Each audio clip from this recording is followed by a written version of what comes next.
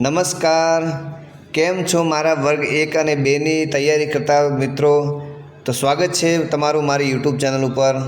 હું તમારા માટે લઈને આવ્યો છું પીપાની જે લોકો તૈયારી કરે, જે મિત્રો તૈયારી કરે છે તો એની એડવર્ટાઇઝ આવી ગઈ છે, એની પરીક્ષા આવી ગઈ છે.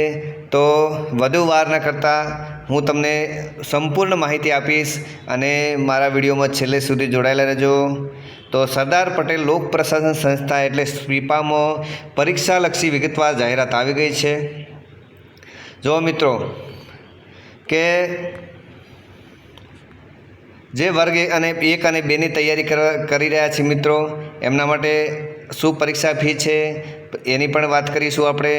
તો કે સામાન્ય વર્ગ માટે 300 રૂપિયા ભરવાના રહેશે.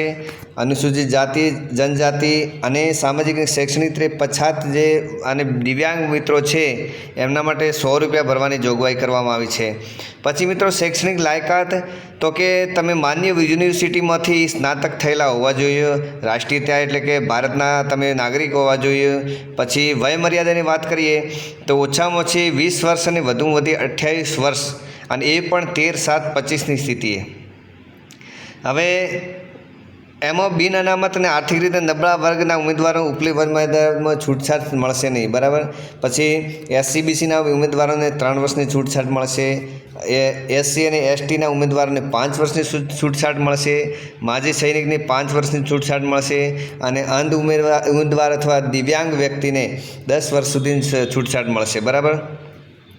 પછી પરીક્ષા ફી, પ્રવેશ પરીક્ષા કેવી છે તો કે competitive aptitude, reasoning, general awareness, current affairs અને અંગ્રેજી મૂળ કુલ મળી અને 200 માર્ક્સ મલ્ટિપલ ચોઇસ ક્વેશ્ચન મુજબ લેવામાં આવશે.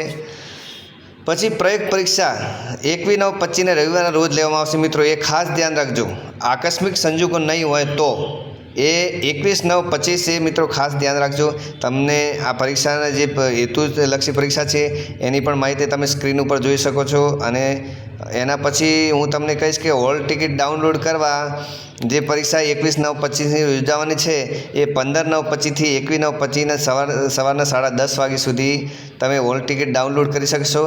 આ તમને પરીક્ષાનો જે મેઇન પરીક્ષા છે એના પણ પેપર તમને ચાર જે છે વિભાગ એ 50-50 માર્ક્સના એટલે 200 માર્ક્સના એ પણ તમને સ્ક્રીન ઉપર દેખી શકો છો. અરજી કરવાની રીત પણ તમે સ્ક્રીન ઉપર દેખી શકો છો કે અરજી 14/7/25થી 11/7/25ને રાત્રિના 23:59 કલાક સુધી તમે કરી શકશો ગુજરાત ગવર્મેન્ટની વેબસાઇટ ઉપર, બરાબર. આ સામાન્ય સૂચનાઓ પણ તમે ધ્યાનથી જોજો મિત્રો, પોઝ કરીને વિડીયોને જોઈ શકો છો.